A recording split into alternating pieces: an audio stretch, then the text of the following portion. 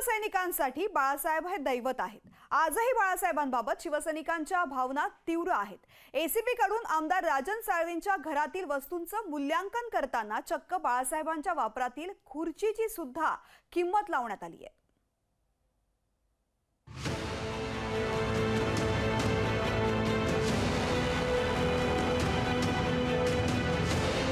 स्वर्गीय बाळासाहेब ठाकरे हे दादरच्या शिवसेना भवनात जी खुर्ची बसण्यासाठी वापरत होते तीच ही खुर्ची।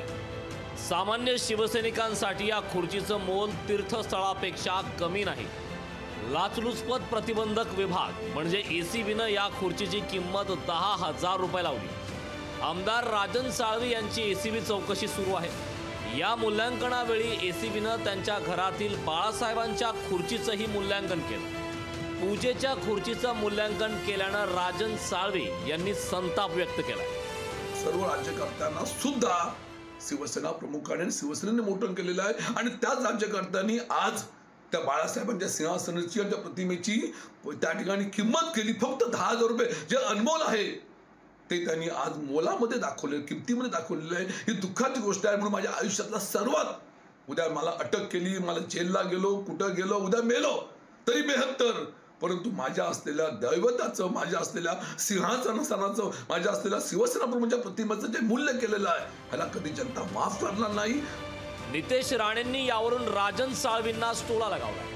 राजन साळवी बाळासाहेबांना दैवत मानतात, ती भावना उद्धव ठाकरेंमध्ये आहे का असा सवाल त्यांनी उपस्थित केला। राजन साळवींची भावना आहे, पण जरा त्यांनी उद्धव ठाकरेंना पण अशी भावना जोपासायला सांगितलं पाहिजे। कारण मी ऐकलंय की बाळासाहेब जे रुद्राक्ष घालायचे ते उद्धव ठाकरेंनी फेकून टाकलं असं मी ऐकलेलं आहे। तर त्याहीबद्दल थोडं तीच भावना उद्धव ठाकरेंची आहे का?